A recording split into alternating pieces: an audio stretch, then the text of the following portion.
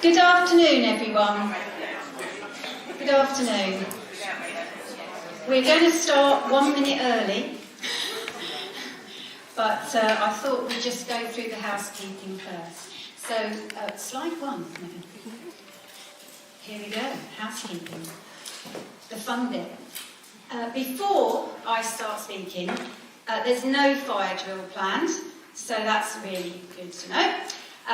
The exits are behind you, those push bars there, and there's a sign that actually tells you where to go to the assembly point, which is actually outside the front of the hotel.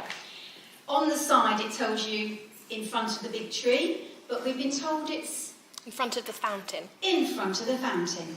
Anyway, that's that if that happens. Anyone that doesn't know, the toilets are out there on the left, the gentlemen's first and then the ladies. And a polite request, because we know how busy everyone is, and you'll have your phones, and I can see people using their phones. If you wouldn't mind, could you put it on silent or vibrate, just for politeness, really. Thank you. So, a really warm welcome to everybody here today. Thank you so much for attending. It's our first event for NorCA face-to-face. So it's been organised and it's hosted by NorCA. And for those that don't know, NorCA is the Norfolk Care Association. Welcome to all our speakers that are here, who I'll be introducing as I go along. Thank you in advance for your support and input into shaping what we feel confident will be a very interesting and informative event. And it's wonderful to be able to meet face-to-face. I've met quite a few people that I haven't seen for ages, and I've had a hug, so I'm happy. That's lovely. And, of course, the lovely surroundings that we're in. Thank you, Dunston Hall, as well, for the support and the hospitality. And I hope you've had some lunch, and you're all had tea and coffee and everything, and you are all ready for this afternoon. So, some quick introductions. My name is Christine Footer, and I'm the Chief Operating Officer for Norfolk and Suffolk Care Support and a Director of the Norfolk Care Association. And I'm delighted to have Angela Steggles at the back there, who will be my successor. And she likes to be called Angie, so Angie will be taking over from me. So, welcome, Angie. And I also want to introduce a few key people who've been working on this event. Fiona Denny, who I will be introducing as well later on, who has supported the initial formation of the Norfolk Care Association and sits alongside me on the Quality Improvement Board. I want to say thank you, a huge, huge thank you to Megan here in front of me, who has been absolutely amazing at organising this event today. Her outstanding organisational skills have been appreciated by all. Thank you, Megan. My wonderful team, Norfolk and Suffolk Care Support as well, are here, and I mustn't forget to mention all of them, but I can't see where they're sitting. Hands up. Phil, and Pete, and Jasmine. So thank you, they are all amazing. Thank you to our sponsors who've joined us. So the NorCA sponsors are all around the room. If you get a chance, do go and speak to them about what they can offer as well. And finally, I haven't forgotten you, Adam. A very big thank you to our keynote speaker, Adam Purnell, who's the Director of Social Care at the Institute of Health and Social Care Management. And also, they are a sponsor as well of NorCA. And we're privileged to have you here today, Adam. Really, thank you so much. And we're really looking forward to hearing more about the subject of high-performance leadership and some of those practical examples you were talking to me about, those small and big changes that can make a difference to the people that work and live in services provided. So this event has attracted an incredible level of interest, with almost double the number of applications for the places here today. And if you do know providers that couldn't be here, we we are recording this, so we will have something to share with everybody. And we've even been asked by Norfolk County Council to run another event if it's possible. So, the next slide. Context. Why are we here today? Well, I suppose we can sum it up like this. Following COVID, and as we're going to enter into that dreadful acronym, business as usual, it became very apparent that we really had to review quality here in Norfolk.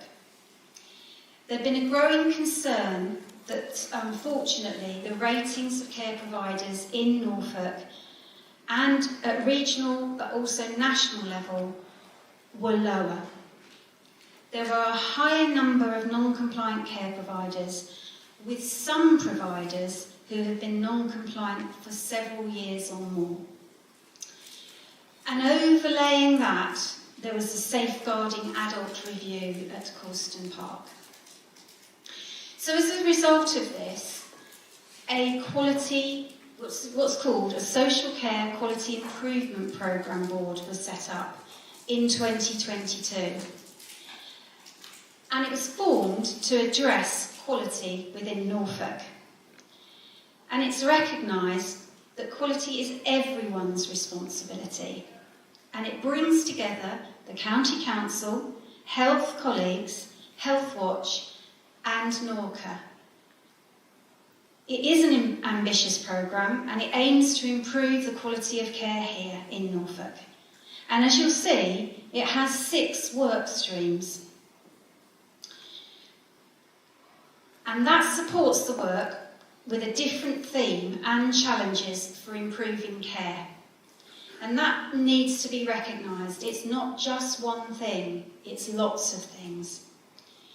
So the key question for the Quality Improvement Programme is probably, if quality is not as highly rated as elsewhere, how can we work together to resolve this?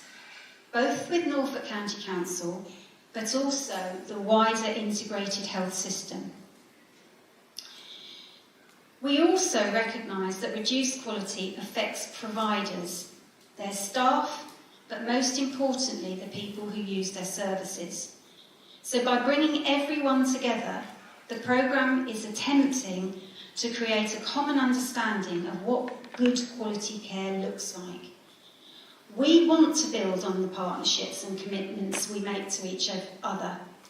And this shared commitment to achieve high quality care is designed to benefit everyone.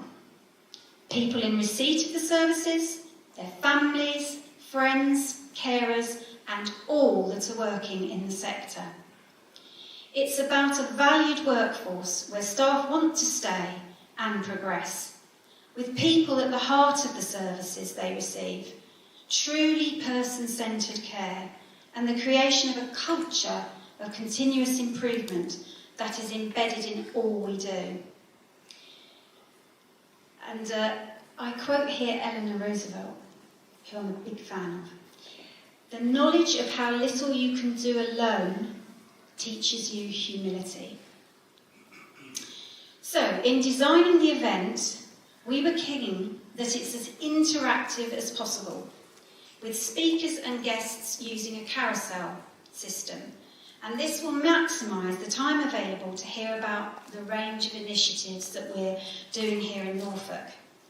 You will have an opportunity to hear 4 of those 8 subjects in the carousels. Your badge, you look at your badge, there's some numbers on your badges. And they'll indicate the tables that you're on, in order. So, when we say move on to the next table, you'll be able to identify from your badge what table you'll be on. So, again, there is no experience from which you cannot learn something.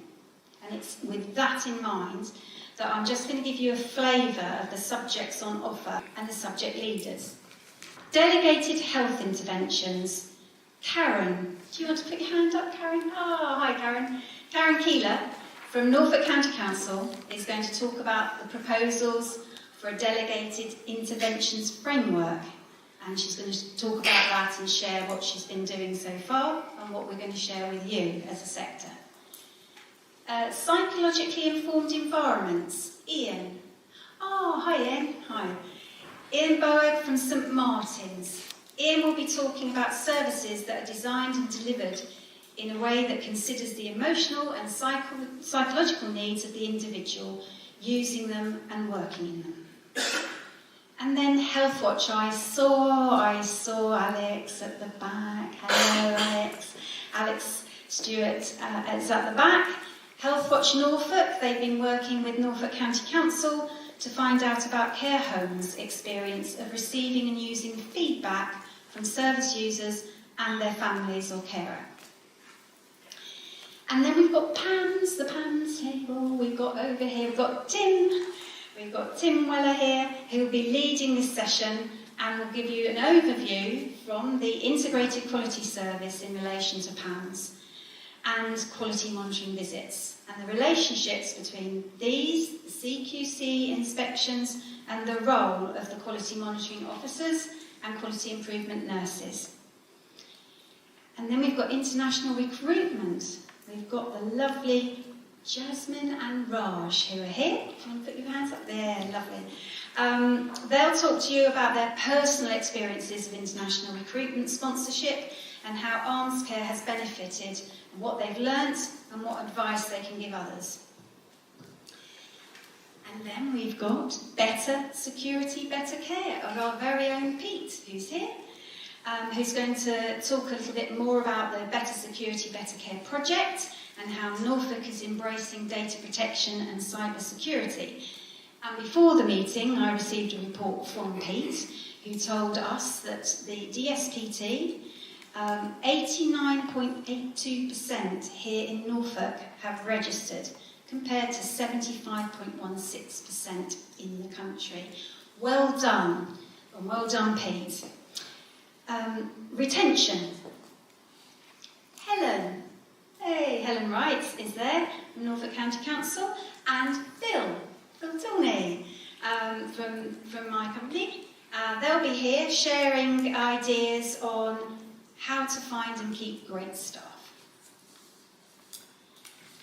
And finally, last but by no means least, we have Mandy. Mandy, where did you go? Oh, there you are, Mandy. Hi, Mandy.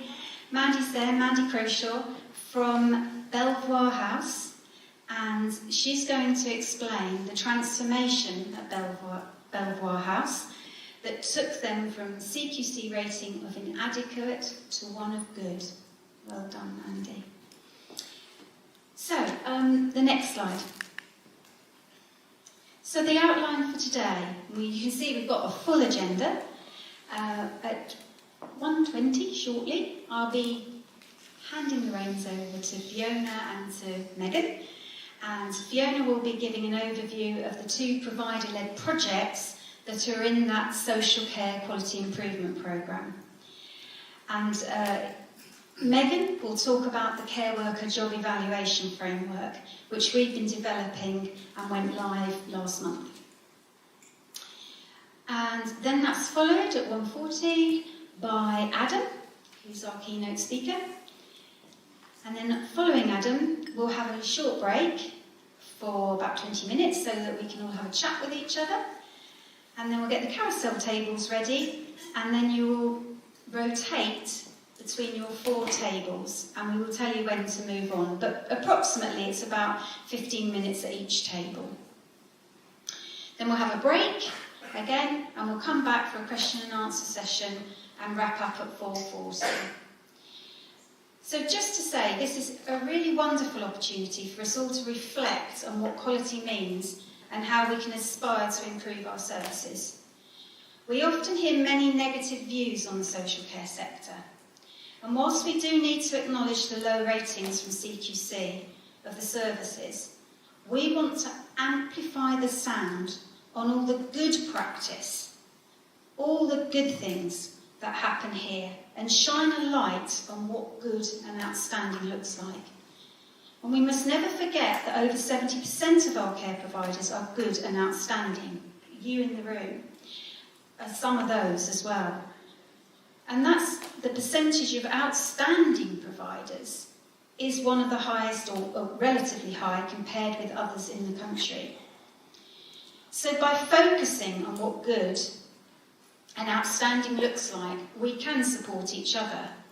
And whilst there might be differences between care providers, and we recognise the competitive market in which we all work, NorCA wants to encourage cooperation and collaboration.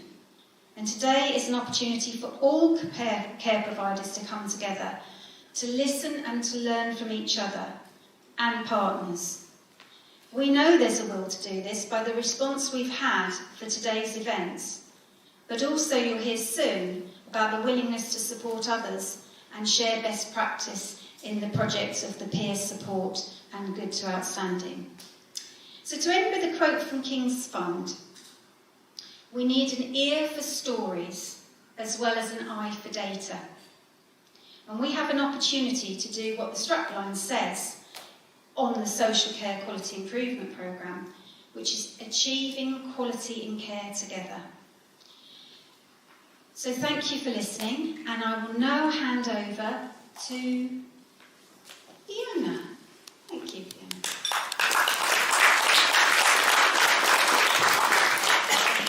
I've realised as I'm getting older that I have only got 2 hands, so I can't do the clicker, hold the speech and hold the microphone. And then there was a mention of using right and left. Well, that had me completely scuppered. So I've never known right from my left. Okay, so my name is Fiona Denny.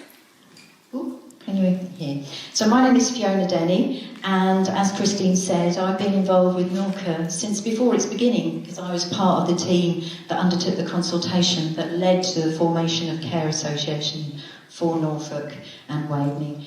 And I've been working on and off on various projects with NorCA and in Norfolk ever since.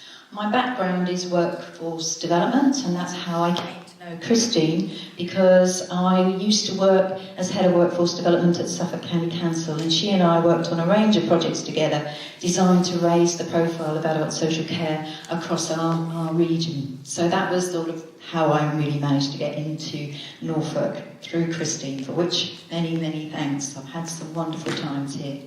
So, as part of the system-wide quality improvement programme, we have the workstream 1, which is the provider-led improvement programme. And as part of that, we were asked as NorCA to work with providers who are obviously part of the solution. And we have been asked to work on 2 projects, both of which recognise that the expertise of quality in care lie with those who deliver it day in, day out. You might want to hold it down a bit. Do I need to come down? If you've got the button up there. Any better? Yeah. Hopefully a bit more consistent, yeah. So if we can move on a couple of slides. The first of those programmes we called Provider Peer Support, and a number of people in this room have already signed up to that. It's all about matching providers who've got experience and expertise in a given area with those who have asked for advice or help. The funding that we have allows for 3 days of support between the 2 providers, which can take any form. So it could be audits, it could be visits, it could be work shadowing, it could be mentoring, any form that gets decided between those giving and those receiving support. So since we launched the initiative, which was only in late May, we've already been able to match 7 pairs of providers for those requesting help with those offering support. Now we have funding for up to 20 matches. So if there is anybody out there who is in a position where they can offer support, the commitment is for each match up to 3 days of your time, which could be spread over a period of time, or who feels they would like a fresh pair of eyes in their organisation. There's something that they would particularly like to focus on, or they just feel they think they're getting there, but it would be kind of nice to have somebody to reassure them and just have a look in the corners and talk to those people who use their services and families, just to see if there's any other improvements they could make. So, as I said, we've had 7 matches already. We can take up to 20. Now, Megan has put a QR code in your pack. So if anybody would like to sign up to either offer or give support, then that's a starting point. If, like me, you're a techno dinosaur who can't even hold a microphone properly, then I do have a few hard copy printouts of letters. So you could come and see me during the afternoon and I could just give you a letter rather than having to use a QR code. Anyway, that's the first project. The second one. So the second one recognises again that expertise in the delivery of excellent care sits with providers. And in this project, we're bringing together groups of outstanding and good providers to explore different themes. And you can see the themes which we've identified on that PowerPoint slide. So environment is one, both psychological, emotional environment, but also physical environment and landscape. Person-centred care, partnerships, both with health but with wider stakeholders, with families, with the communities. Leadership and change management and continuous improvement, that whole cycle. Involving others, collecting and using feedback in order to inform change. And recruitment, retention, safe and empowered workers. This is all about every aspect of workforce. So those are the 6 themes, and over the last few weeks we've been recruiting both leads to take the role on designing those workshops and partners to support those leads in the design. So they'll be meeting to share good practice and ideas and to begin to put session plans together for a series of 6 workshops which will be rolling out later in the year. And again, the emphasis is on this is provider-led. Providers know what good and outstanding is. They walk the talk and they're at the coalface of this. So it's their expertise that we're trying to collect. And as Christine said, here the focus is on not what's gone wrong, but what's going right and how can we do more of it. So, enormous thanks to those who've already volunteered their time for both of those initiatives. These are hugely significant programmes in that they foster the spirit of collegiality and collaboration, which we all know is so important if Norfolk is to continue to deliver amazing and life-enhancing experiences of care. So that's my 2 pennyworth on the 2 projects. I'm going to hand over to Megan, who's going to talk about another project that Norfolk have been involved in, the Care Worker Job Evaluation Framework.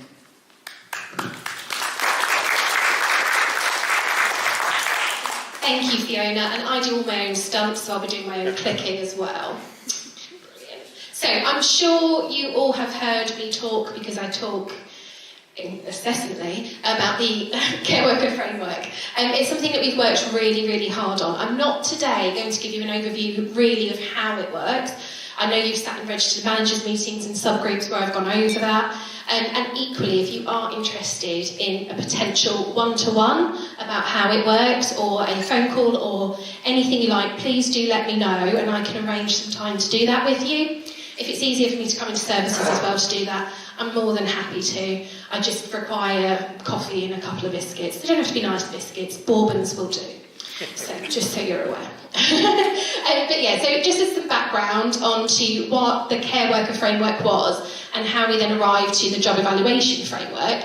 It was mainly just created to create the opportunity to benchmark and compare skills within social care and health with an aim to increase parity of STEAM between health and social care.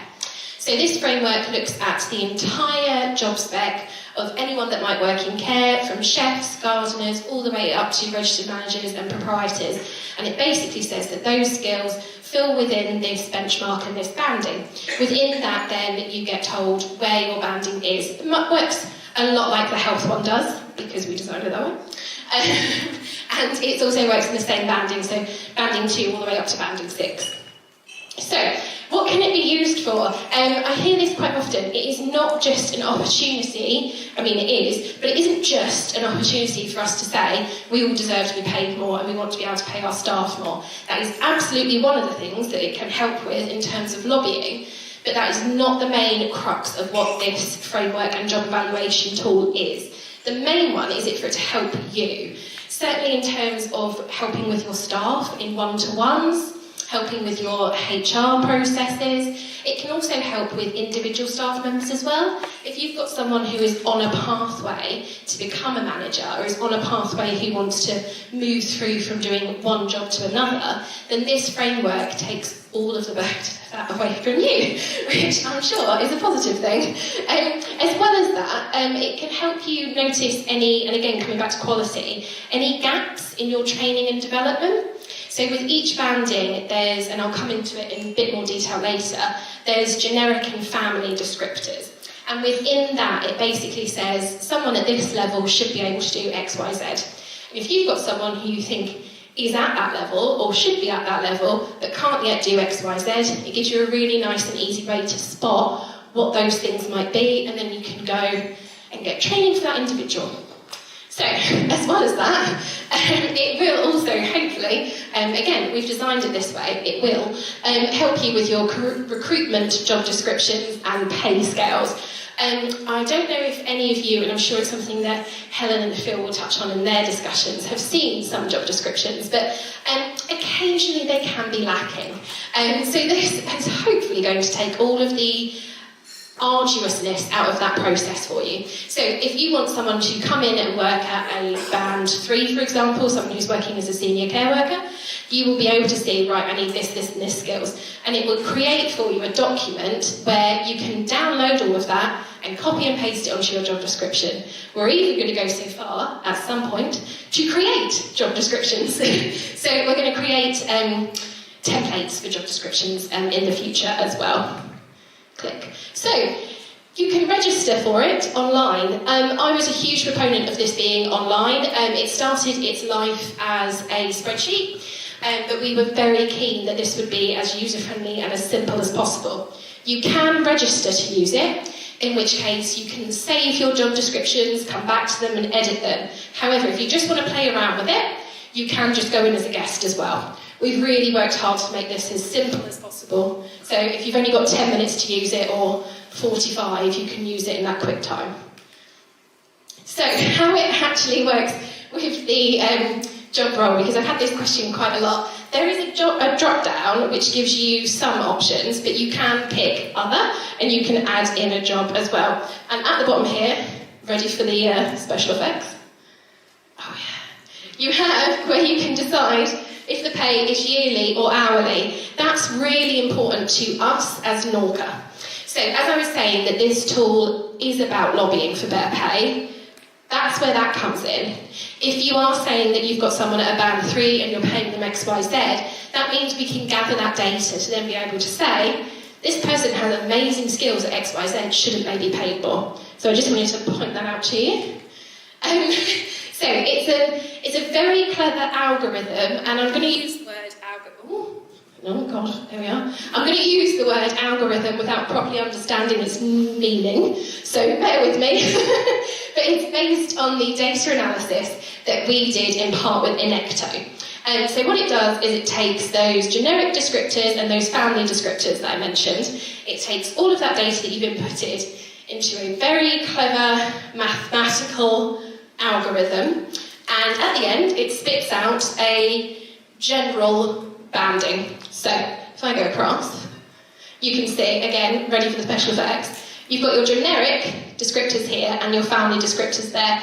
So the tool itself is actually really easy. You just click through it, and you can see on the side here sort of how far you've got left. If you start doing this and you think, I can't possibly look at any more admin, which, trust me, I know how you feel. You can save it, go back to it, you can add to it, you can change it. It can be a living document, really, as well, which, again, is what we're sort of encouraging you to do with your one-to-ones with your staff. You can have staff members' jobs on here, you can click through as they go between this band and the next band, etc.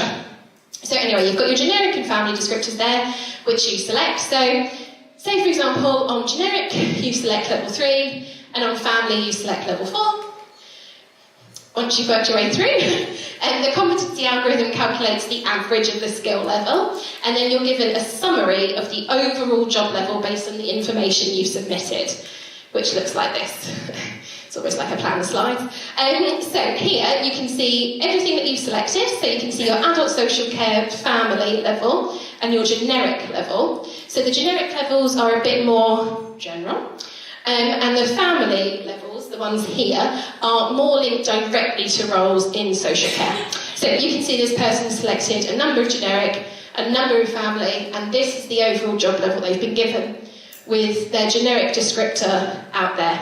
At this point, you can add as many notes as you want, because you can then go back to it at this page and download them. So you can either download all of them at once, or you can download them individually. They do look quite nice when it comes to inspections, to have, these are the skills of my staff, this is how much, this is what bands they're on, I've worked through all of this, aren't I brilliant?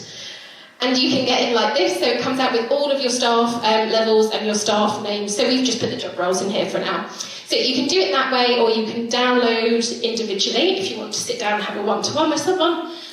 Pardon me. And they can go in your HR or management file, but we encourage you to do these as something that you review with an individual. That way it really increases the buy-in. And as well, remind them, they're more than welcome to log on to this as well. There is no, it has to be registered managers, it can be anyone within your team. So, the last bit, which is what everyone wants to know about, is the research into pay. So as part of the tool, and I haven't shown you it because I want you to go and have a look at the tool and not just go to the pay calculator. So, is a pay calculator, and our plan is that we're going to keep that up. Oh, didn't want me to say it. We're going to keep that up to date with all of the upcoming uplifts. So anything that comes in nationally or locally in terms of an uplift, that algorithm will then be changed. You'll be able to see what the likelihood of your uplift will affect the pay of XYZ.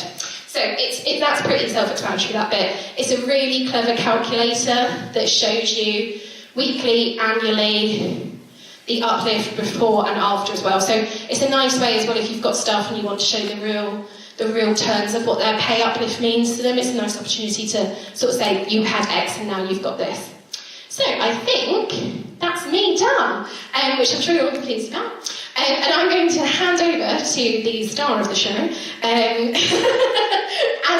who will now be talking to us. So, hey, oh God, have I broken? No, I haven't. We're fine. Don't do your own stunts. So we'll hand over to Adam. But thank you all so much. Okay, so I'm from the Institute of Health and Social Care Management. We are a partner of NorCA, and we offer free membership to all premium NorCA members. That's my sales pitch. That's it. It's done. I'm not telling you anything. It's completely free. What I'm here to talk about today is probably a number of things, and I don't usually write a script because I'll go, this is what I'm going to talk about, and then I end up talking about something completely different. It's called professional improvisation, aka bullshit.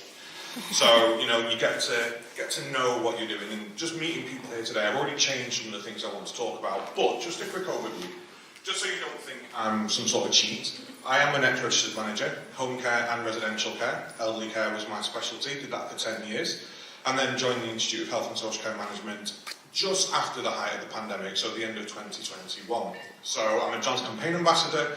I also run something called The Caring View, which is an online health and social care chat show, podcast and free resource website. Again, completely free to access for everyone in health and social care. Go and have a look, go and grab anything on there. Just a quick plug, we've got a podcast around how to complete your PIR. We're doing one around the DSPT toolkit with digital social care. So all of those resources are aimed at helping people improve and grow and stuff what they know. The Institute is all around content, learning, peer support and voice, and it's the peer support that I really want to focus on now today after hearing what everyone's been speaking about. So as much as we do content and learning, and a lot of that is our high performance leadership stuff, the peer support is really what drives our membership, but it's what drives improvement within social care.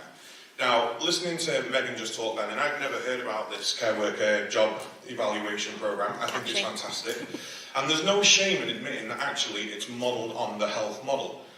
Innovation is something that we should be proud of, and we always hear the saying, don't reinvent the wheel. Don't reinvent the wheel. And that's great, but a bike wheel does not fit a car. So what we need to be able to do is go, right, this wheel looks great, how do I now adapt that for what I need to do? So that has led to the creation of this care worker job evaluation model, is that right? Framework. Framework, very good. But that's how peer support and learning from our colleagues works. So one care home down the road might do something incredible and they've got an outstanding for it, and you think, I'm going to download that report because they've got an outstanding, and I'm going to do it in my care home. Your CQC inspector comes and it doesn't work. You've not got that outstanding because it comes across with culture, it comes across with your own internal processes. What we need to be able to do is look into what other people are doing and go, how can we apply this to what we need to do? So I'm going to talk about, today, me, because I love talking about me, how I got into social care, how I became a manager, how I realised I was a crap manager, and how I got better, how I understood that high performance leadership is something we all need to be aware of, and how we can change for the better. No matter what our circumstances, if we can be positive and we can focus on that outcome, anybody can change. So, Spitfires, the war. I was 18 when I got into care, and professionalisation of social care has come a long way in that I'm not going to tell you how many years. But when I first got into care, it was a dead-end job. No hope. You're not going to go to uni. You're not going to do anything. You're just going to be a carer. Well, I'm stubborn. I'm a tourist. Of course I'm going to be a bloody carer now that you're telling me that I shouldn't be. 18 years old, first week on the job, saw someone die. Oh my God, I'm going to die one day. I'm 18 years old doing a job that I'm told is not going to get me anywhere, and I'm going to die. Fuck! 18. Week later, got over this sudden sense of mortality, and I'm looking after a chap called Jack, and I'm in his bedroom. He's just got washed, he's just got dressed, and we're sat down, and he's telling me about how in the war he was shot down whilst flying a plane.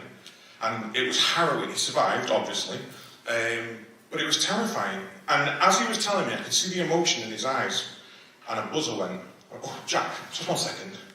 Going to answer this buzzer, and I'll come back and listen to the rest of your story.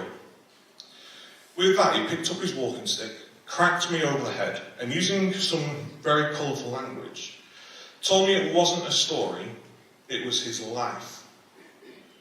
Shit, I'm 18. I'm doing a dead-end job. I'm going to die one day, and I've not even realised that I'm looking after people. I've not even realised that this man fought in the war and had a wife and kids and grandkids and good days and bad days and illnesses and happiness and joy. I need to rethink what I'm doing. Social care needs to rethink what it's doing. So 3 years later, I became a manager. 21, I was a manager. I thought we need to do more. We need to understand social care more. We can't be looking at stories. We can't be looking at these people as commodities or numbers or data or statistics or a route to get an outstanding star in our services. What we need to do is understand that social care is about people. And if we can put everything else aside, quality improvement as well, and understand that we're looking after people and that we are people, and that society is people, and yes, even CQC are people. If we can understand that everyone is just a person, and they're what matters, everything else just flows. Everything becomes simple. Getting Jack up in the morning was easier then, because I could say to him, oh, Jack, just salute to you for what you did for us during the war. That instantly showed him that I cared about who he was and what he did. We talk about passion in social care, but we don't really understand sometimes what passion means. Oh, such and such like getting up at 6 in the morning, but it's easier if you go upstairs first and then come down.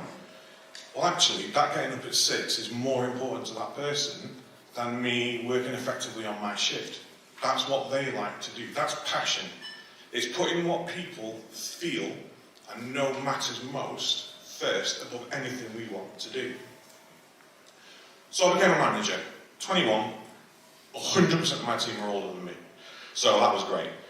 Walked into a job, I'm 21, I'm still going to die. Nothing's changed there. I've not figured out, alchemy and created a philosopher's stone or anything like that, so I'm still going to die. But I know at least social care is about people. I know what I want to do. I want to make social care better. But my staff didn't listen to me. My staff didn't listen to me. Nothing changed. I took over this service and started managing this service, and nothing got better. People didn't buy into what I wanted to do. They saw me as someone just coming in with a loudmouth going, this is going to happen, this is going to happen, this is going to happen, and we're going to be amazing. We're going to be fantastic. CQC changed their framework and gave us all this sort of benchmark to head towards, this star. Oh, star. I've always wanted to be a star. I used to do theatre. I went to New York, I went on Broadway. Now, I always wanted to be a star. So I thought, this is brilliant. CQC have brought out a star. So I said to everyone in my services, we're going to get this star. That's what we're going to do. We're going to be outstanding. We are going to be outstanding. Alright? Okay? Well, don't really know what that means, but sure. So I sat and I mulled on it, and I'm not ashamed to admit, we got a management consultant in, because nothing was getting better. People were always off sick, we had a huge rotation of staff. We had this huge rotation of workforce that actually was hindering us. And what I'd forgotten is staff are people. The people we support are people, but so are our team. So are our colleagues. So are our friends. They are people. They are not commodities. They are not things that we can move around on a chessboard like pawns. We've got to understand that actually they're the most important thing, second to the people we're supporting. So I got told about the dysfunctions of a team. And there are things, it's like a dead spot. There are things that we need to understand, we need to do to make sure our teams are fab. And I'm not going to stand here today and tell you all that you're not doing this. You probably are. You're at this conference. Your actual presence here just shows you're committed to improving and doing better. But if you've never heard of the dysfunctions of a team, there are 5 categories that we need to have to make sure our teams work effectively. And they all start at the bottom. Where's your little fancy? It's the bit in the middle Look there, at you that. know. Trust. Without trust, hands up if anyone's ever been in a meeting or you've created something new. So I'll give you an example first. We went uniform free. Got rid of uniforms. It was fab. This was post-management, consultation, things worked brilliantly. But we had the meeting, we sat down, we're going to change it, we're not going to have uniforms. Silence. Nothing. Got nothing back. We went to non-uniforms, silence. No feedback, nothing. Have you ever had a meeting where you've talked about things with your team and no one's given any response back? Hands up. No, don't be ashamed, we're all friends in here. Now, I'm not saying this is the case, but a lot of the time, if we do not have the trust of people, people are then afraid to speak up. Why would I speak up and tell you that actually I think it might not work? And because nothing got better, I started going, well, everything's wrong. My team are rubbish. They're not doing anything. It's all their fault. And I forgot at the end of the day, I'm a person. But people make mistakes. And then I had to stand there and go, I've made mistakes. I wasn't the leader that you needed me to be. I also had to understand that I wasn't the most important person in that business. It wasn't my team either. My colleagues that worked with me weren't the most important people. It was the people we were supporting. And it was about understanding what their needs were. So once I'd learned all of this, and I got that in my head, I thought, why do I want this star? Why do I want CQC to come in and tell me I'm amazing? Why do I want them to come in and tell me I'm outstanding? Does that mean Jack thinks I'm outstanding?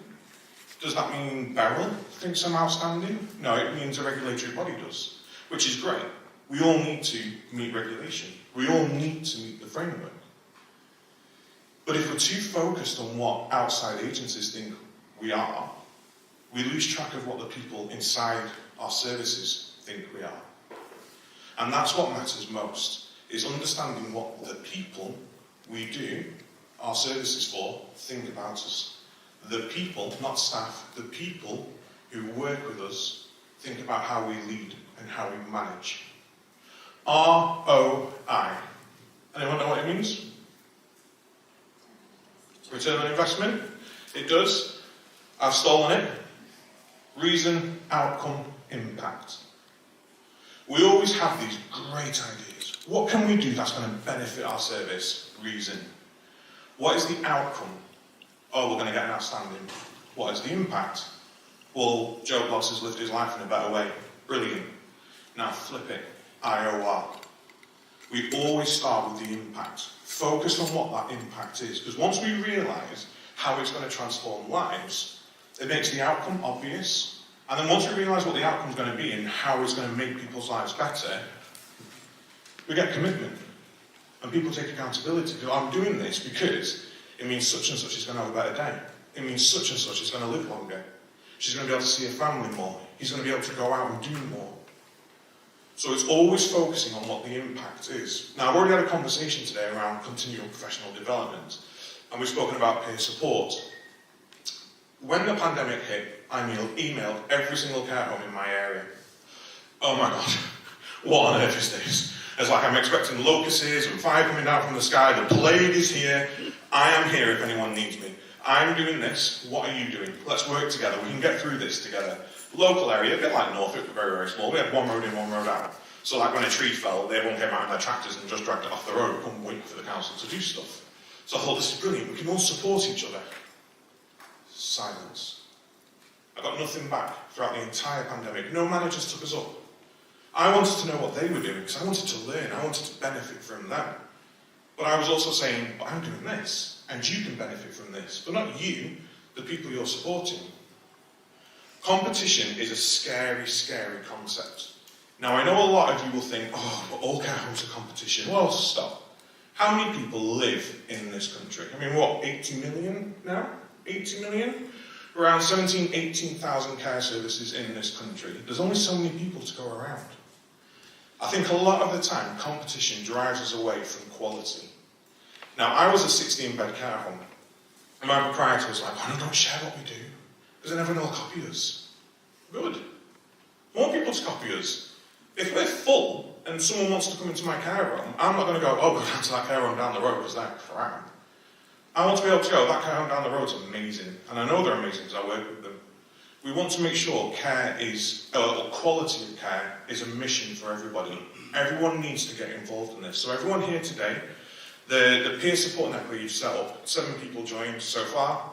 I would go as far as to say, you've got your coaches there and your mentors from the goods and the outstandings, helping those people who've got those concerns. But those goods and outstandings, you can still learn. You can still know more. Best practice is a fallacy. It doesn't exist. Best practice means we can't get any better, and that's rubbish. We can always do better. We can always do more. So don't think, if you're going on to that going, actually, I really need support on this, match me with a coach, don't think that you can't help people, because you can. You might have an RI, you might have an inadequate, but you still have stuff that you're doing that other people won't be doing. Share it. I like to think of the social care crisis as an iceberg. So, what's my next slide? Oh, perhaps I'll just go on this in a second. So at the tip of this iceberg, we've got social care, and we've got the headlines. Social care lets down this person. Social care crisis can't take people into their care homes. Social care crisis, NHS backlog. Social care crisis, abuse. I met with someone who was supporting an individual, and they didn't get the medication for a couple of days. Requires improvement from CQC. Bang, slap, done. Got to wait, gosh knows how long now for a re-inspection. But Adam, it's not fair. Well, why is it not fair? You didn't give them the meds. No, but we'd ordered a review from the GP, and the GP hadn't done it. So the pharmacy didn't send them. Well, why didn't they? Well, because they were understaffed. Ah, okay. So actually, that tip of that iceberg, everything that happens underneath it is someone else's problem. But we always focus on the top. So some of you may have requires improvements and think to yourself, well, that's not fair. No, it's not. It really, really isn't. Do some root cause analysis. Do an action plan and start saying to people, actually, although, yes, we're going to use the word fail, we failed here. We failed because of systematic failures of foundation services that are supposed to be there to support us. And they've gone. They're not there.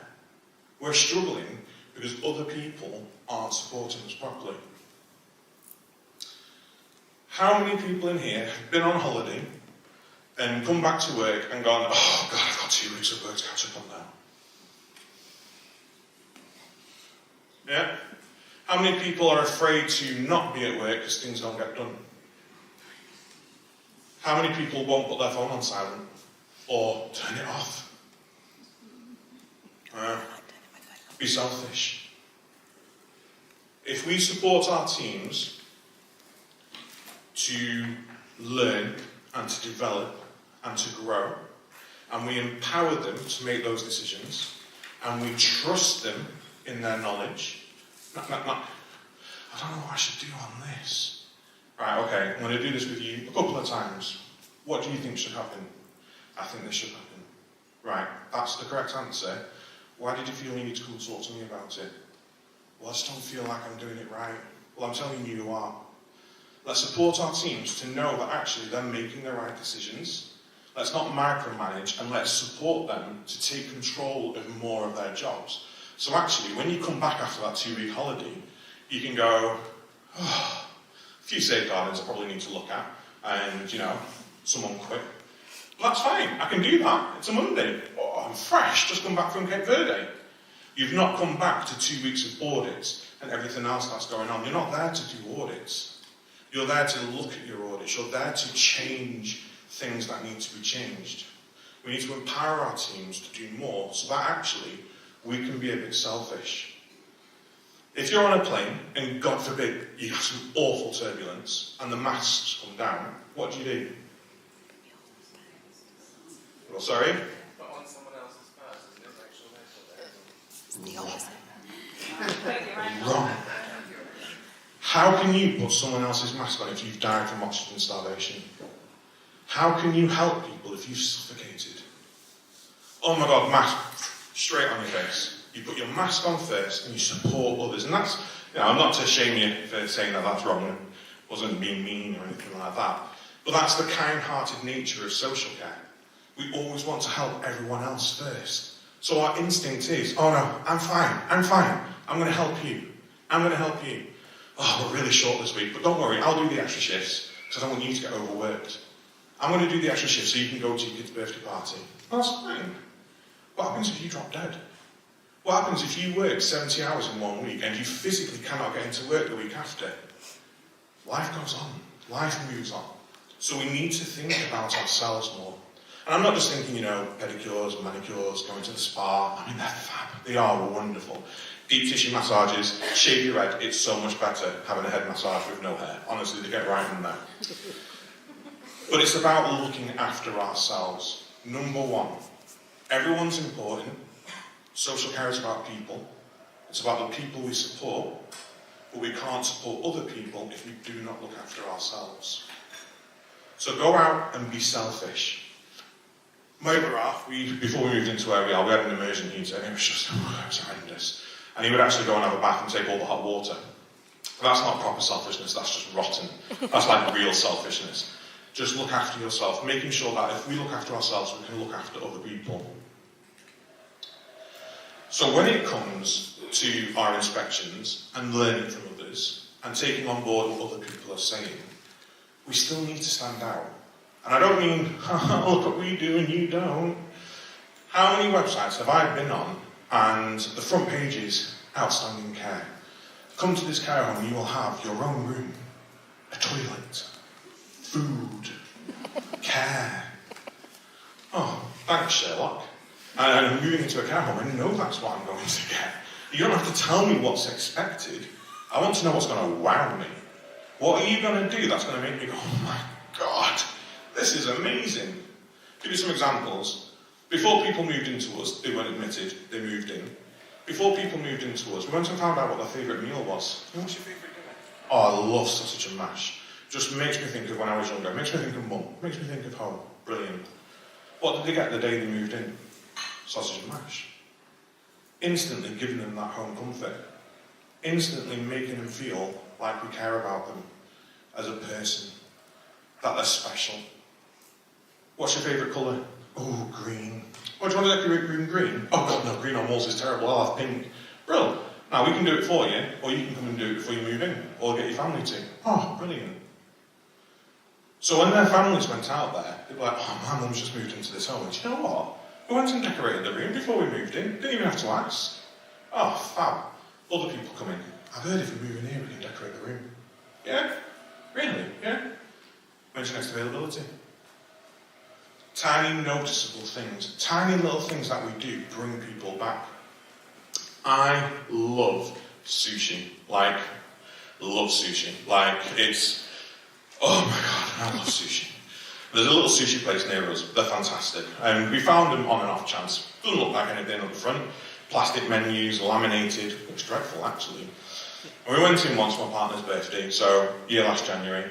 Oh my God, it was amazing. It was fab. We've been back every single month since. So the first time we go, I'll have a aloe water, he'll have a lemon ginger tea, and this is the sushi we want. Oh, where have you come from? Blackpool. Oh, that's a long way. Yeah, but, we want to try something new. Blackpool's not that cultural, kebabs.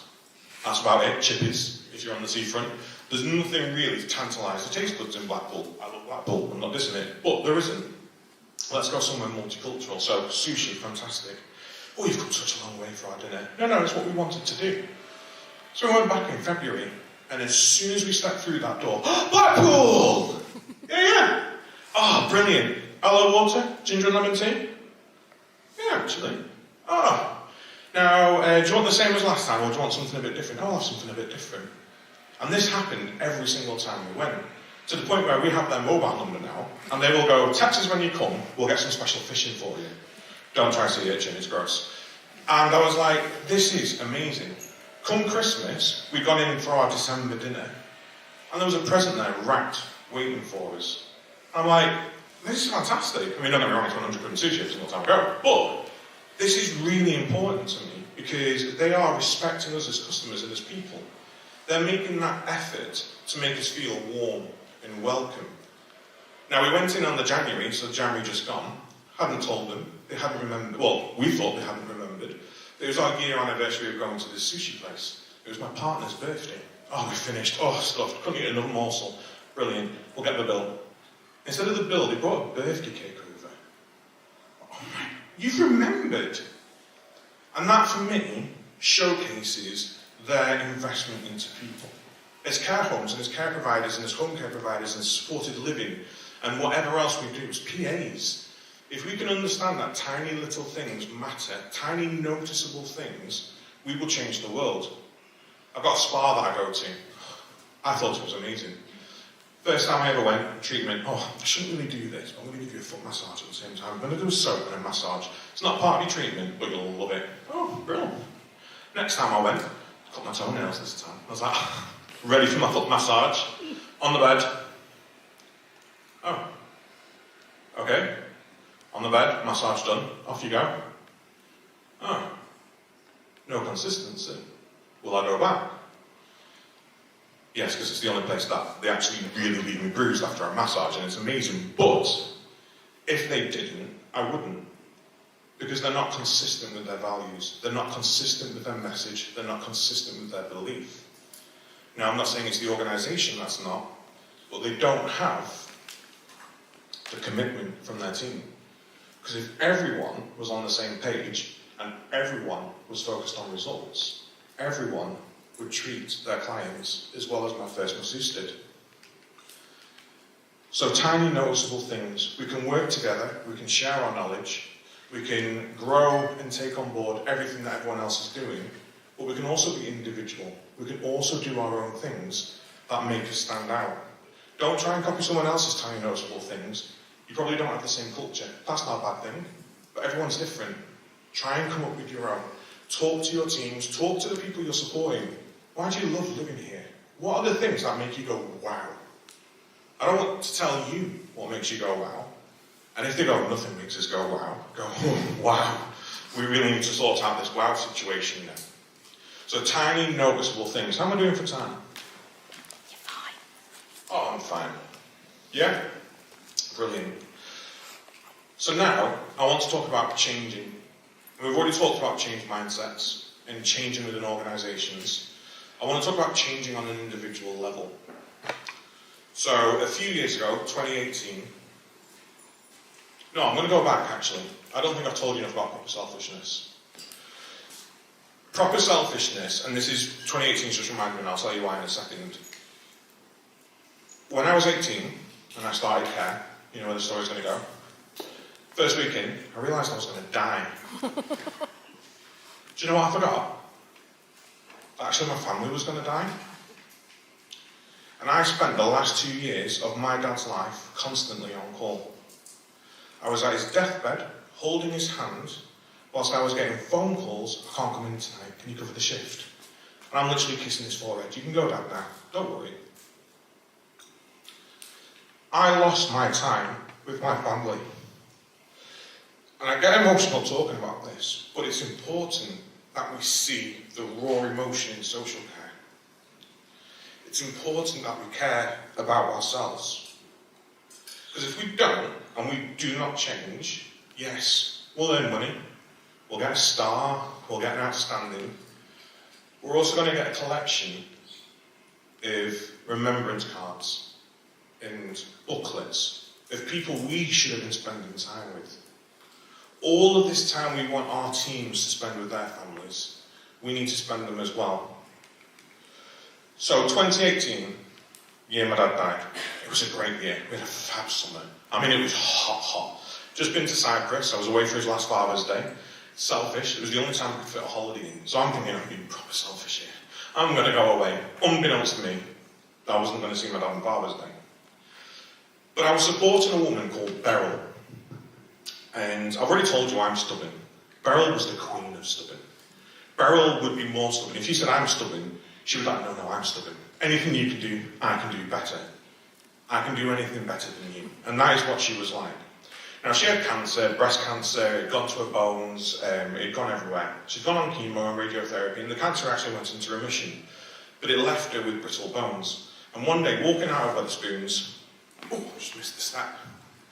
Crushed her lower vertebrae, left her paralysed from the waist down. She couldn't walk, she couldn't get out of bed, she couldn't roll over, couldn't open her bowels, she struggled with everything. Now, she was on continuing healthcare for 2 years until we took over their package on continuing healthcare. And we started supporting her. And I would get to know her more and more and more. And I would go out as the manager because I was concerned that this woman really wasn't doing as much as she could do to help herself. Her situation was getting worse, her house was filthy, she wasn't enjoying life anymore.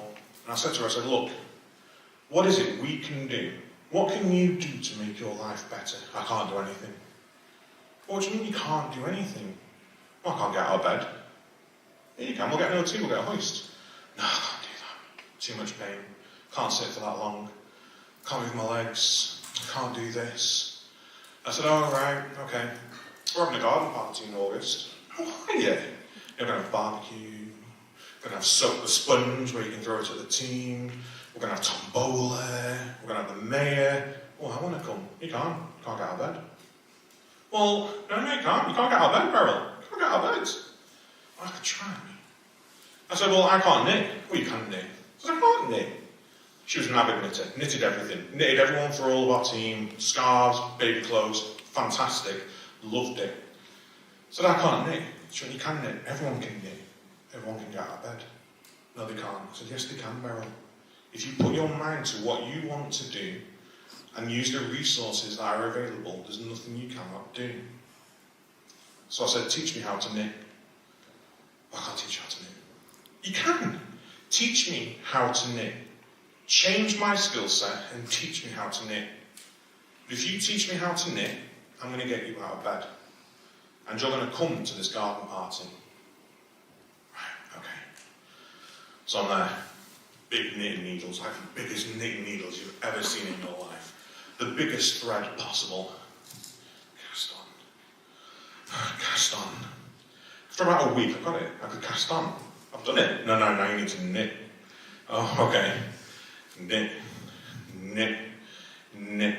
Eventually, I got to the point where I could actually knit and talk at the same time. I felt like those, do you know those old Shreddies adverts where they would knit shredders and they would go into a bottle? I felt like that. I could just sit and knit and talk. And whilst all this was going on, and she was teaching me how to knit, we had OT come in, and we had exercises that we were doing. And we had hoists ordered. We had wheelchairs made. And come August,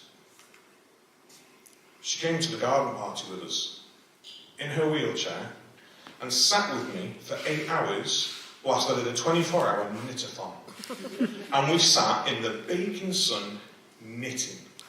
Knitting, knitting, knitting. And we sat there and we laughed. And she was like, he said you couldn't knit. He said you couldn't get out of bed. Look at us. We're both wrong. We can do anything if we put our minds to it. Anything in our personal lives, anything in our work lives. We can support other people to do anything they want to do.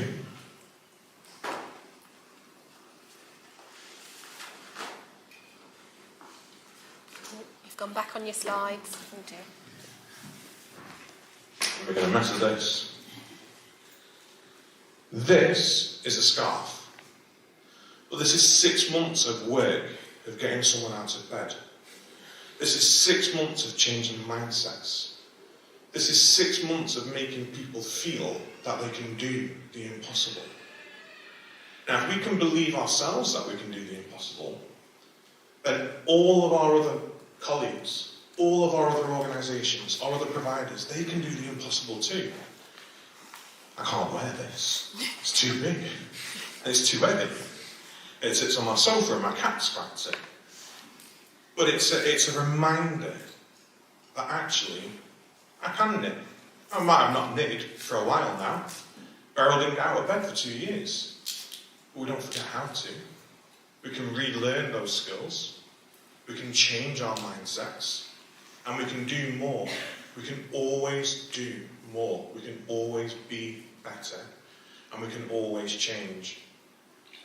So tiny, noticeable things. Do something small, change people's lives. Be selfish. Think about yourself first. Don't stop thinking about others. Don't stop caring what matters to others. But only care about them once you care about yourself. Who watches RuPaul's Drag Race in here? No accounting for taste. Can I get an amen? Right now. At the end of every single episode, once Ru's booted off one of his queens for wearing something god-awful on the main stage and doing rubbish in a challenge, he will always say, if you can't love yourself, how the hell are you going to love somebody else? And it is so true. So go away and be selfish. Go away and care about yourself. Go away and know that people will probably sat there thinking, oh God, they've had 3 days off this week. Might needed it. It's not for them to judge, just as it's not for us to judge them. So go away and be selfish. Go away and care for people. Go away and remember that we're looking after people. And go away and build trust. Go away and work with your colleagues. Sign up to the coaching and the mentoring. And share your knowledge. It's quid pro quo. No one owns knowledge. No one should gatekeep knowledge. We should all be able to share it. And go and change your mindset. Knit a scarf. Get out of bed. Do something. But that's what matters to social care, is what we do as individuals, what we do for ourselves, and what we do for others. High performance leadership isn't around formulas all the time. It's around people, it's around emotions, it's around knowing what's important. So yeah, I'll be doing a full day's training if NorCA will have me. It's free as part of our package. And I'll probably talk about a lot of this. We won't sit there with notepads, or you can take notes. There won't be quizzes or anything like that. It's about unlocking the important things in life. Because once we can understand how to manage ourselves and manage our life, we can then start thinking about leading people. We can't lead people as broken individuals. We need to make sure we care about ourselves. So I'm Adam Pennell. This is the Institute of Health and Social Care Management. This is my staff. You can all become free members of the Institute as part of our partnership with NorCA. Everything is free when you're a member. Training, resources, absolutely everything. There is no cost to anything that you will access. We've got our 12-week course coming at the end of this year, which is all around high performance leadership. It's going to be live, delivered online. You'll be able to access that. We're going to try and run that twice yearly.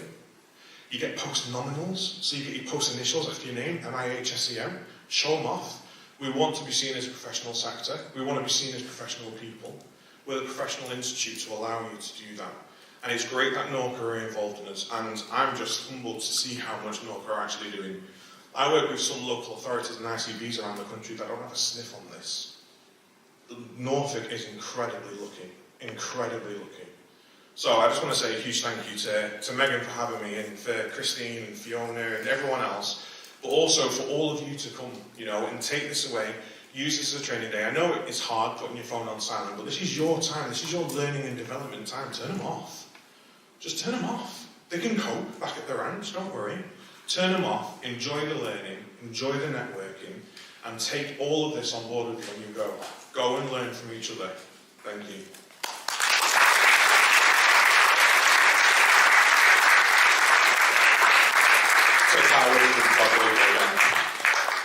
Thank you. We're going to have a break now.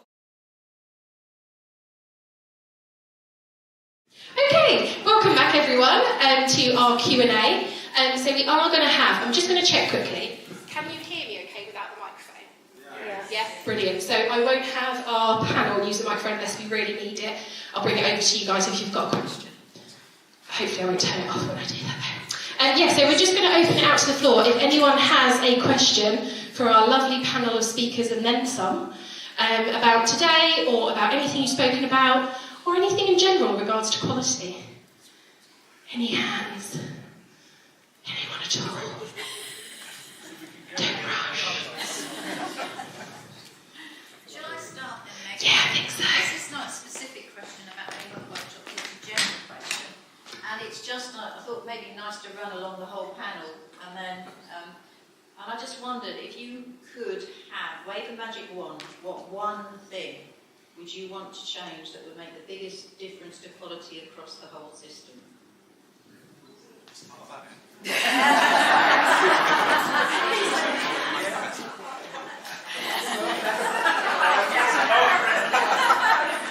Don't send me back.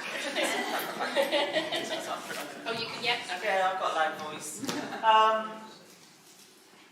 I think it's about the whole system.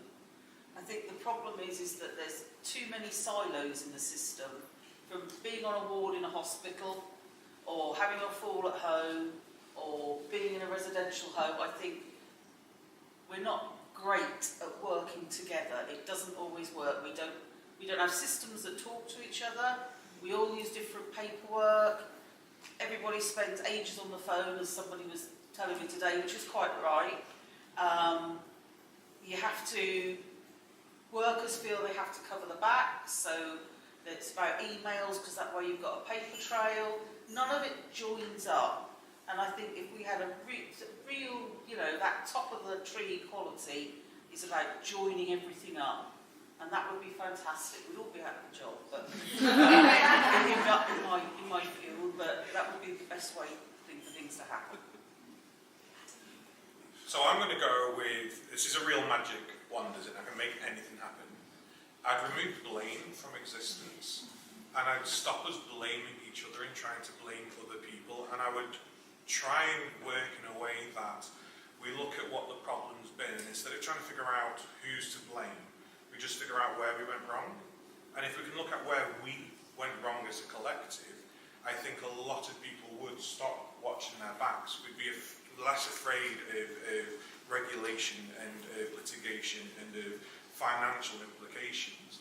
And if we could stop blaming each other, I think we'd learn to respect each other a bit more. So I would just say, let's stop blaming and let's stop pointing fingers, and let's just have a look at where things are going wrong and how we can work together as a system, like I talked about with the iceberg. Let's look beneath those waters and how can we work together to change things rather than just pointing the finger at each other.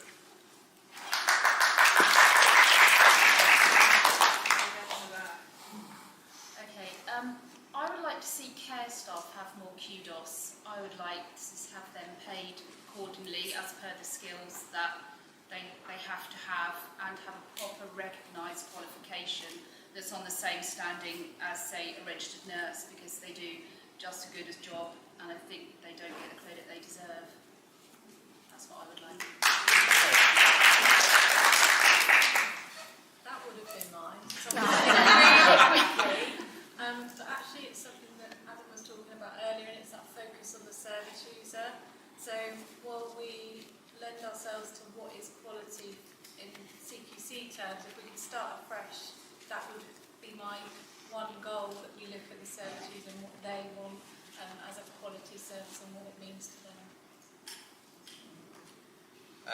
Mine would be values. I'd like to meet more people with the right values to come into social care. I talk to lots and lots of people throughout the course of the week, throughout the months. Many of them have the right values, but a lot of them don't, and I would like to change linking it to the topic that I was talking about, it would just be really good for not only free training for care staff about the importance of data protection and cyber security, but actually funded training so that they got, you as providers got some funding back to cover the time and the effort in doing that. So that would be useful in terms of that area. I think it goes back to what we were talking about earlier about being paid the right amount for the right job. But I think it's about valuing social care. It's about society recognising that social care is important. It's not sexy like IT, and it's not sexy like all these other big financial companies, but it is critical. And unless we value social care as we value other sectors, and it is a magic wand, because it's going to be a real tough one, this. But unless we really value social care, we're going to continue to have to fight for everything we've got. So value social care for what it does. That's what I'd say. So I'm going to go with all of the above, basically. But specifically, someone mentioned about service user first, and that's to have the space and the time to put the human in front of the service. That's my magic. This is getting harder as you go down. I guess, in my opinion, if I could turn the clock back, I mean, what I'm seeing now in this last few years, the collaboration between providers, the regulators, the commissioners, the quality assurance team, the changes that we've seen in the last couple of years have been incredible. Several years ago, you would be too afraid as a provider to stick your head above the parapet.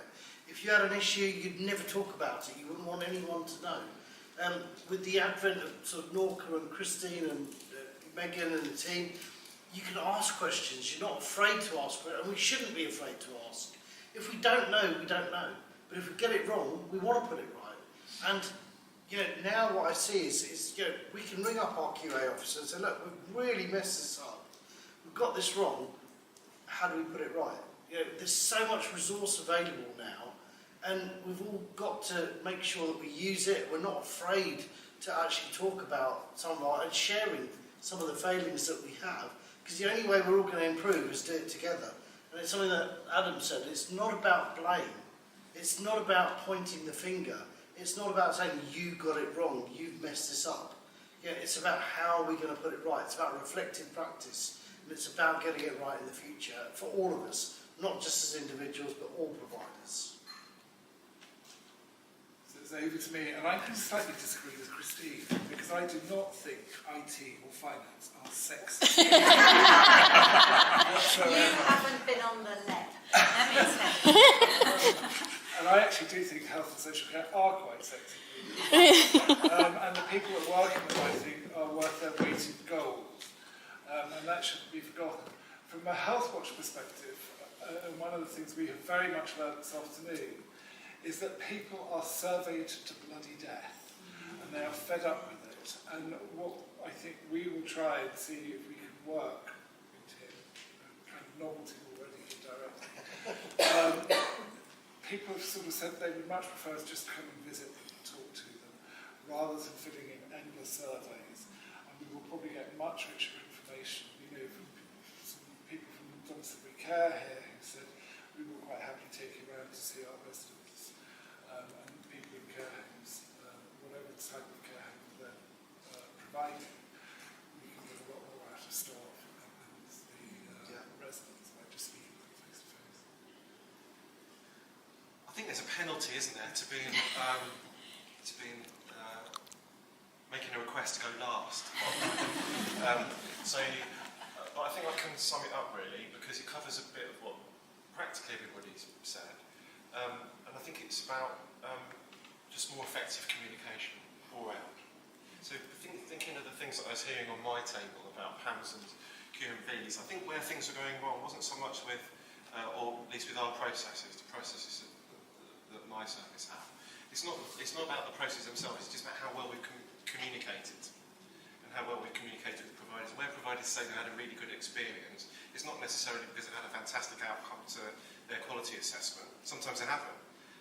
They've often agreed with us where we've communicated it effectively though. And I think that probably applies across the whole piece really.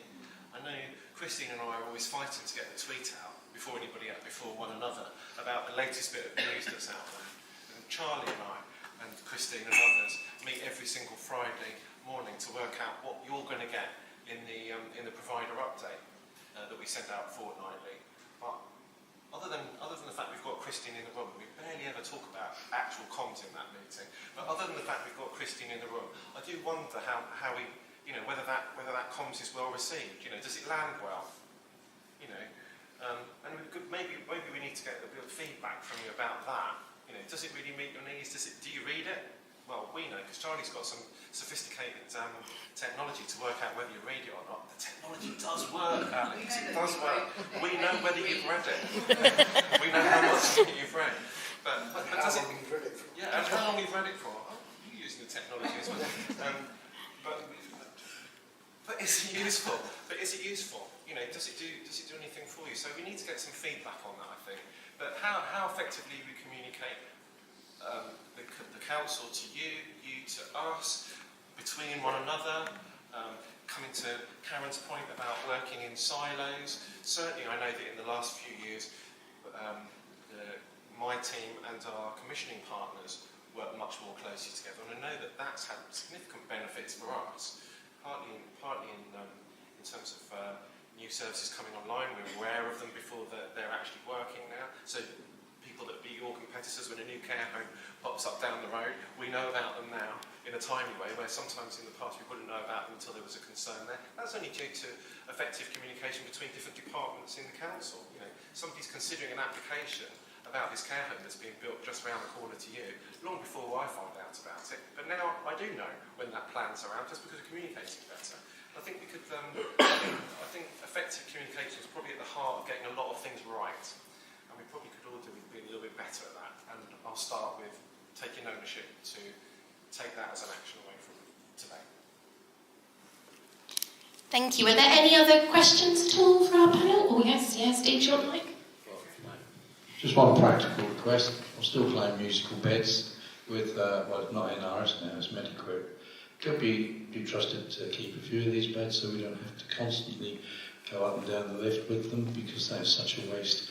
The drivers won't take them if they're not got a piece of paper. And could we also please make sure when people come from hospital, you're absolutely right on the end there, I've forgotten your name, sorry. If only people were discharged with enough pants for 6 weeks while we get our act together with the local service, that would make a tremendous help indeed, absolutely. And I won't be building any more homes, I can tell you, because it's £1.50 a brick, you've got to find somewhere to lay, and you've got to get permission to put it there. Karen, did you want to come in on that? Did anyone want to come in on what Steve said? Just to say... Mark's left, he's gone, he's not around now, he was the last one. Yeah, so Mark Burgess is still involved in some way, but what we're doing across the Quality Improvement Programme is involving all of our ICS colleagues. But also at the Joint Consultative Forum, we raised again this issue of transfers from Hospital D to A. And what we've said is that we would like to have a voice much more at the planning stage, because we're receiving information, we're not part of developing the information. And so what we've asked for is a voice around the table so that providers can be heard, because we've asked exactly what you said, Steve, about, continence pads 6 weeks, about keeping beds in certain places. So again, we put it towards NCC. We want to be round the table around discussions on discharge, and we do raise it, and we absolutely feel everybody's frustration if you've got a discharge that A, hasn't got the right information, people sent at the wrong time. I was called the other day and people were talking to me and they were saying, oh, we met with doing a piece of work at the James Paget Hospital, and we're sitting there and the ambulance are telling us that we can't discharge people in beds because the homes won't have them after 4 o'clock in the afternoon. And I said, well, how many homes have you got there? How many dom care providers in this meeting where you're discussing this? And they said, oh well, I'm not sure. I said, have you got anyone there? And they said, oh, I don't think so. So I said, well, I think you should, because that's one perception, and it might be one home. And it might be the fact that if we communicated better with each other, we'd understand what the issues were. And I said, you do realise that sending people out at night time is terribly disruptive for people that perhaps have dementia, for example. You wouldn't want to be sending people out in the evening. Why is that, they said. And I said, do you not understand why? And I said, why have you not got providers around the table? So the more that we can be there to explain the reasons why people have these decisions, why they're making them, what we can do together, we're never going to change. But we're trying our best, Steve. We are trying our best. And it's terribly frustrating. I know the council are very frustrated as well about the fact that it's seen through a lens at a particular time. And we all have our stresses and we all have our strains. But we keep saying, don't blame, don't blame. We've got to work together, don't work in silos. And what are people doing? They're working in silos and blaming each other. It's got to stop. We want a voice around the table and we'll carry on until we get it. Thank you. I agree with you entirely, Chris. And I will take on board my actions to see if we can get all the patients and communities meeting, which is the subcommittee of the ICP board. Yeah. Which is exactly where issues like that would come up. And health was one of the because you have to put your head above the parapet. Yeah. See, I get the joy of not being a provider anymore, and I can see from things from a different perspective. And I've written a lot of work for guidance for councils, for governments, for local and central governments. And the problem is communication. The problem is working in silos. The problem is a lot of things, but the main problem is we don't have a continuous care path journey. So it's stop, start, stop, start. It's a bit like driving down the A17, as I learned yesterday, coming into Norfolk. And every so often you've got to stop and go off at a junction, and you've got to stop and take another turn. And if people were assessed in hospital to have continence needs, there should be no reason why that's not transferable to any place of care that they go. There has to be a continuous care journey between health and care. We need to remove health from the equation and just have a care pathway for people so that it works smoothly and things transition. During my latest research for the second people plan, we wrote about access to care and failed discharges, and one of the main reasons for failed discharges and people returning back to a hospital is ineffective and lack of equipment services for when people get there. Because people are discharged and the equipment's not there, it's not fit for purpose, they then have to go back to hospital, and the majority of care homes then get safeguarded for not providing the accurate care that that person needs, and then they go back in hospital. So if we could actually get around that table, have that conversation, but start with the person, and have that care pathway which follows them from place to place, no matter where they are, get rid of the bureaucracy and the bloody red tape. Let's just focus on what that person needs. It would solve a lot of those issues. So magic wand again, and we'll do that. But I think that's, unless we can start working on a true care journey and a true care pathway, we'll always have those obstacles that we get to. And if I ever became a provider again, it'd be the one thing that I'd be banging a drum for in my local area is, look, from start to finish, cradle to grave, we need to have this pathway that does not get interrupted. Brilliant. We've got time for one last question. Oh, straight up at the back.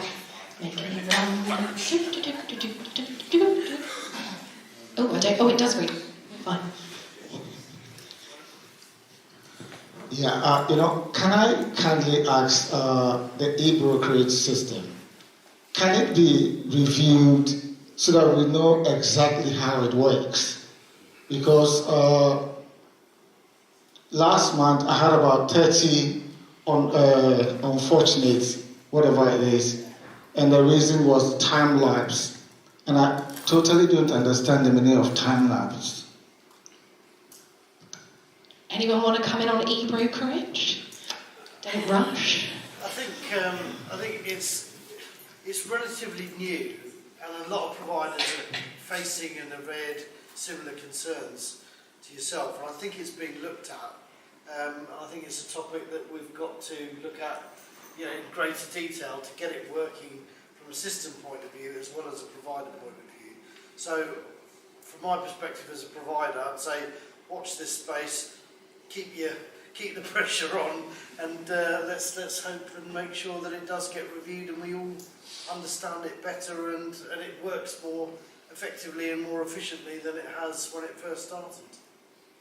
We are meeting with the brokerage team and we have expressed some of the concerns that you've raised to work out where the problems lie, what's stopping the system working as well. One of the issues is the feedback loop. You don't get enough information. Once you put your request in, how long does it take to get an answer back? And I think that is definitely something that needs very close attention, because you could be holding something for someone for a significant amount of time and not know if it's needed or not. And so it's about trying to work out how the technology, how the system can support both the council but yourselves as well. Because ultimately we're here for the people that use our services, and we want to get the best for the people that are going to use the services. So yeah, it's definitely being raised, it's definitely a concern, and like Raj says, watch this space. We're doing the best that we can to make some changes. Yes, I was poised to say something, but I'm also ready to take the flak for it. So, brokerage doesn't sit underneath me, but it sits alongside me in commissioning. So, I'm going to say the sort of thing I reckon Mark Feely, who looks after it, would be saying at this point, which is that there is a kind of a methodology for behind the way that the system generates the sourcing options, and it's based on price, and it's based on quality, and it's based on location, and it's based on the assessed needs of the individual. And I think some of the feedback that my team get, this is how I'm able to talk about it, is that talk about residential providers here. See, dom care providers have had it a little longer. Residential providers are saying that oftentimes when they're getting the referrals through, the thumbnail that they're getting in respect to the individual isn't sufficient for them to make a decision. So what we're doing is they're saying, well, we're going to err on the side of we could probably meet that person's needs, and so they're saying, yeah, we'll take them, yeah, we'll take them. They don't hear anything for a long, long time, and then they don't know whether or not that person's going to transpire, or whether or not it's still being looked at and assessed. And that information my team has fed back to Mark, who heads up that team. And when I have my peer team meetings, I know it's on the agenda every single time. So, and that's every month. And I know he's looking at the algorithm that sits. This is the word I was trying to think of earlier. The algorithm that sits behind the machine to play with it, to get it to refine it essentially, so that it's doing what we all need it to do. And there's always a difficulty, as anybody that has commented to me today about PAMS, talking about the algorithm that sits behind the methodology. There's always a difficulty when you leave stuff in the hands of a machine to do stuff that you used to do yourself, and it needs refining. Mark has acknowledged that. He's on it. He is doing it, and he's getting pestered not just by yourselves but by my team as well, because we're getting it from you. So I think we've all got a vested interest in getting it right, and I know that Mark's looking at that. So I'm not going to say watch this space, because you could be watching this space for a long time and see nothing happen. But I'm going to say what I'll do is I'll get Mark to give an update to the system within the next month about where he's at with that. How about that? That'd be good. Okay. Yeah. Brilliant, thank you. And we've actually come to the end of today. Oh. Okay, don't know. I just want to say a big thank you, and if I can just get a round of applause for all of our speakers today who kindly given up their time. I'm just going to do a bit of housekeeping before I pass over, because I think Christy wants to say something before the end, but just a bit of housekeeping. If you can please scan your QR codes to do the survey, I'll mention it again, please do. And if you can, when you leave, just pop your badge off and pop it on the table, outside as well. I won't mind if you steal it, but please don't. So yeah, I'll pass over to Christine to wrap us up. So thank you ever so much.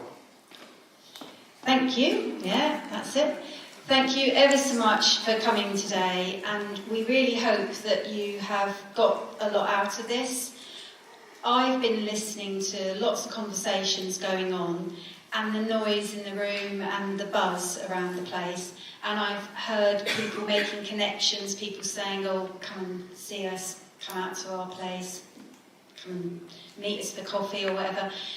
And I think that's one of the things that we can't underestimate or undervalue. I think meeting together is so important for having connections, and I've heard it happen here today, and it's honestly, it's lovely to hear. So thank you very much.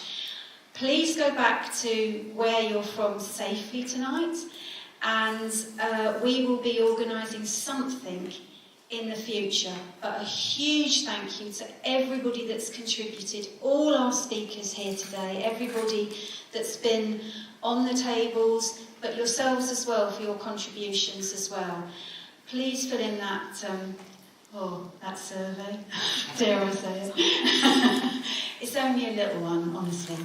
And thank you very much. For those that don't know, I'm sure you do, I will be stepping down from my role as Chief Operating Officer from Norfolk and Suffolk Care Support, and there are people in the room that I've known for many, many years, and we've had good times and we've had bad times, but every single day that I've worked in social care, I have loved.